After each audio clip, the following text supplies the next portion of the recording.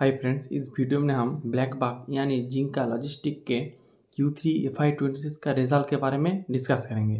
पहले आपको इसका बिजनेस मॉडल अच्छे से जानना चाहिए, फिर इसका जो रिजल्ट है ये हम एनालिसिस करेंगे। उसके बाद इसका कॉल भी हम थोड़ा बहुत एनालिसिस हम कर देंगे। तो आप देखेंगे ब्लैक बक, इसका पहला वाला जो नाम था वो था आपका जिंका लॉजिस्टिक, अब इसका नाम है ब्लैक बक करके। तो आप देखेंगे इसका बिजनेस मॉडल में दो वर्टिकल है, एक है आपका कोर बिजनेस और दूसरा है आपका ग्रोथ बिजनेस।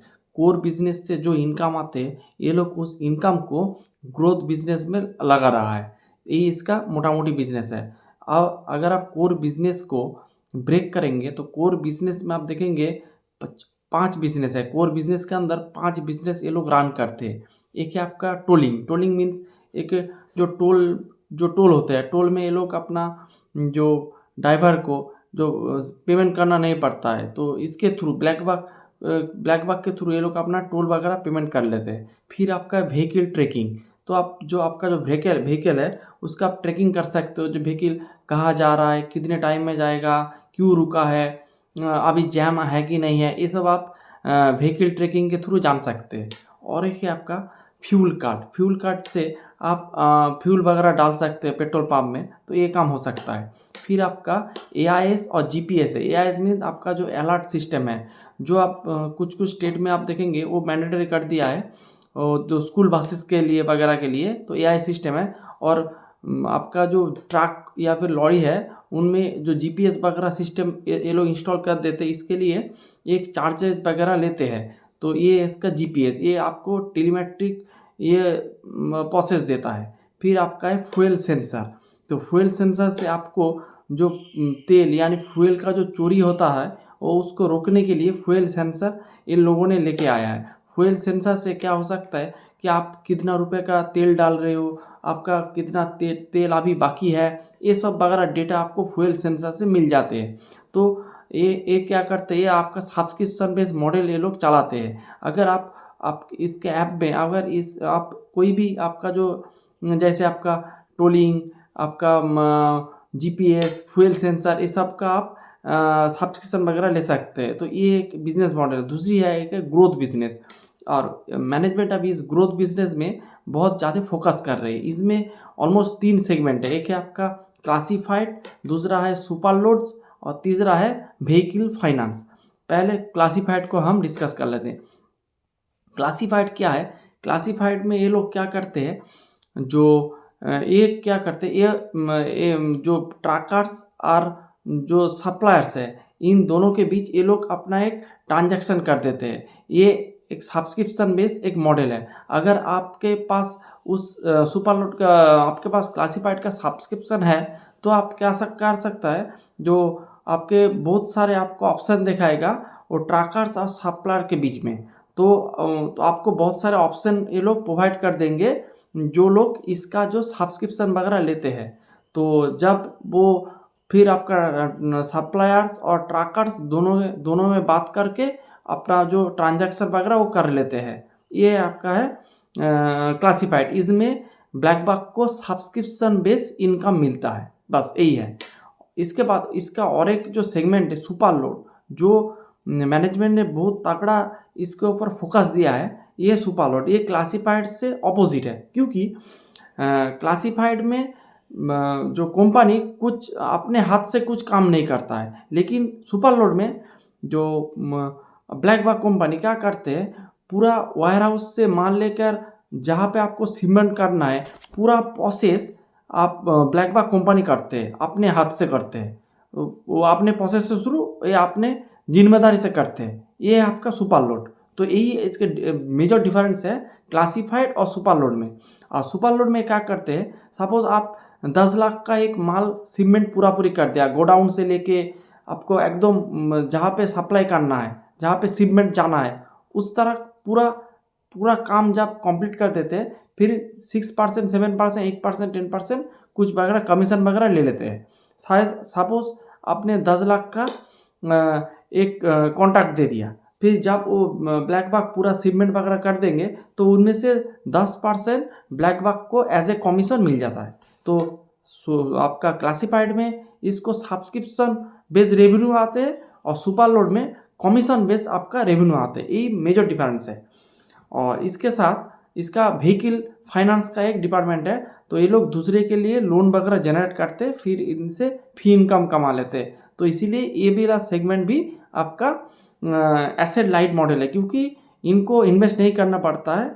ये लोग कुछ बैंक को ये लोग अपना जो इसका जो कॉन्ट्रैक्ट है, जो व्हीकल फाइनेंस का जो कॉन्ट्रैक्ट है, दूसरी बैंक को सेल करते थे, फिर उससे कुछ कमीशन वगैरह कमा लेते हैं। जैसे सुपर लोड में भी ये लोग कमीशन वगैरह अर्न करते हैं, व्हीकल फाइनेंस पे भी ये लोग कमीशन वगैरह अर्न कर लेते हैं। यही इसका मोटा मोटी बिजनेस मॉडल है। तो ब्लैकबक एक प्लेटफॉर्म बेस्ड एक कंपनी है। जैसे आपका जीरोदा है, आपका ग्रो है, एंजल वन है, इक्सिगो है, यात्रा है, जैगल प्रीपेड है, उसी तरह ये प्लेटफॉर्म बेस्ड कंपनी है। आपका जोमेटो है, ओला है, उबर है, इसी तरह के से मोटा मोटी एक इसी तरह का सा एक बिजनेस मॉडल है। एक प्लेटफॉर्म बेस्ड एक बिजनेस मॉडल, डायरेक्ट लॉजिस्टिक वाले जो ट्रकर्स, जो कुछ लोग इसको ट्रकर्स, जो ट्रक का माल सप्लाई करने का, इसका कोई बिजनेस मॉडल ये नहीं है। ये इसका जो बिजनेस मॉडल है ये है आपका प्लेटफॉर्म बेस्ड। ये प्लेटफॉर्म के थ्रू ये लोग अपना बिजनेस वगैरह करते हैं, इसीलिए इसको फर्स्ट टाइम थोड़ा ज़्यादा इन्वेस्टमेंट करना पड़ता है, फिर इनको रिकरिंग रेवेन्यू की तरह रेवेन्यू आना लगता है। ये इसका सिंपल बिजनेस मॉडल। अब चलते इसका Q3 FY26 के रिजल्ट के बारे में। तो आप देखेंगे इसका जो रेवेन्यू ग्रो किया है, कोर ऑपरेशन रेवेन्यू ये 53% से ग्रो किया है, जो कि बहुत ही अच्छा है। और 9 मंथ में 58% से ग्रो किया है। तो मोटा मोटी जो ग्रोथ है वो बेहतरीन है। और इसका दो सेगमेंट में, पहले मैंने बोला कोर बिजनेस में टोलिंग है, व्हीकल फाइनेंस है, फ्यूल सेंसर, फ्यूल कार्ड है, जीपीएस है, एआईएस है, आपका फ्यूल सेंसर, ये है आपका कोर। और ग्रोथ में 3 सेगमेंट है, एक है क्लासिफाइड, दूसरा है आपका सुपर लोड, तीसरा है व्हीकल फाइनेंस। तो कोर वाले सेगमेंट से 31% का ग्रोथ है, और ग्रोथ बाय बिजनेस में का ग्रोथ है ऑलमोस्ट 270% का ग्रोथ है। और इसमें ग्रोथ बिजनेस में जो मैक्सिमम जो ग्रोथ आ रहा है वो आ रहा है आपका सुपर लोड बिजनेस से। और सुपर लोड बिजनेस बहुत ही अच्छा अभी तक बिजनेस कर रहा है, ये बात है। अगर आप इसका नेट रेवेन्यू देखेंगे, net revenue 34% year on year basis में ग्रो किया है, जो कि बहुत ही अच्छा है। इसके साथ हम इसका एडजस्टेड एबिटा देखेंगे। आपको एक बात है, इसमें आपको रेवेन्यू में सिर्फ रेवेन्यू नहीं देखना है, आपको नेट रेवेन्यू देखना है। आपको ये इस मेट्रिक को आपको अच्छे से देखना चाहिए। अगर आप किसी भी ऐप या फिर लोगों के साथ बात करेंगे तो आप लोग आपको नेट रेवेन्यू के बारे में नहीं बताएगा, आपको बताएंगे रेवेन्यू के बारे में। आपका जो कोर ऑपरेटिंग रेवेन्यू के बारे में बताएंगे कि जो आपका असली मेट्रिक्स नहीं है। क्यों नहीं है? सपोज जो आपका जो सुपर लोड वाला बिजनेस है, सुपर लोड वाले बिजनेस में शायद आप 10 लाख का माल आप पूरा शिपमेंट कर दिए, तो अगर आपका रेवेन्यू में पूरा 10 लाख आ जाएंगे, लेकिन 10 लाख तो आपके इनकम नहीं हुआ है। आपका इनकम क्या कितना हुआ? आपका इनकम हुआ 10%। तो उस 10% वाला जो रिजल्ट आपको कहाँ शो होगी ना, नेट रेवेन्यू में शो होगी। इसीलिए आपको नेट रेवेन्यू का पोर्शन देखना चाहिए। जैसे आपको यात्रा में आप देखेंगे, आपको आप टिकट वगैरह बुक करते हैं, तो पूरा टिकट सपोज आप कलकत्ता से आप गोवा जाएंगे, तो पूरा टिकट सपोज 20,000 का टिकट है, तो आपको तो पूरा 20,000 नहीं मिल रहा है, क्योंकि वो जो एयरप्लेन है भाड़ा है शायद 18,000 होगा, तो 20,000 टोटल है, 18,000 फ्लाइट भाड़ा है, तो आपको इनकम क्या हुआ? 2,000 रुपये। सो 2,000 रुपये आते हैं आपका नेट रेवेन्यू में, और टोटल जो रेवेन्यू होता है उसमें 20,000 चला जा रहा है। तो आपको सही मेट्रिक से आपका नेट रेवेन्यू को अच्छे से देखना, तो नेट रेवेन्यू आपको अच्छे से देखना चाहिए। नेट रेवेन्यू आप देखेंगे 34% से ग्रो कर रहा है। अगर आप 2-4 क्वार्टर पहले आगे जाएंगे तो इसका ग्रोथ था ऑलमोस्ट 40% के लेवल पे। नेट रेवेन्यू अगले क्वार्टर में 37% ग्रो किया था। तो नेट रेवेन्यू आप देखेंगे धीरे धीरे टुवर्ड्स थोड़ा नीचे आ रहा है। बिजनेस वाइज बहुत कुछ दिक्कत नहीं है, लेकिन थोड़ा बहुत नीचे आया है। फिर चलते इसका एडजस्टेड एबिटा 51% से ग्रो किया है। एडजस्टेड मार्जिन आप देखेंगे थोड़ा डिक्रीज किया है, 35% से 32% आ गया है ईयर ऑन ईयर बेसिस में। और ये हो भी सकता है क्योंकि मैनेजमेंट ने कहा है कि ये अभी सुपर एक्सपेंशन मोड में है, तो अगर आप एक्सपेंशन करेंगे तो आपको पैसा वगैरह लगेगा, इसीलिए आप देखेंगे मार्जिन थोड़ा नीचे आ रहा है। मैनेजमेंट ने कहा अभी उसका सुपर एक्सपेंशन मोड चल रहा है, इसीलिए मार्जिन थोड़ा प्रेशर में रहेगा, ये बात है। फिर आपका पैट, तो पैट देखेंगे इस क्वार्टर में 30+31 करोड़ आया है, और इसके अगले साल का इसी क्वार्टर में यानी कि Q3 FY26 में इसका पैट था -48 करोड़, यानी कि जो कंपनी धीरे धीरे टर्न अराउंड कर रहा है। लास्ट अगले क्वार्टर में भी इसका पैट पॉजिटिव था, अगले क्वार्टर में पैट था 29 करोड़, इस क्वार्टर में पैट आया है 31 करोड़। तो क्वार्टर ऑन क्वार्टर और ईयर ऑन ईयर बेसिस में पैट में बहुत अच्छा तेजी है।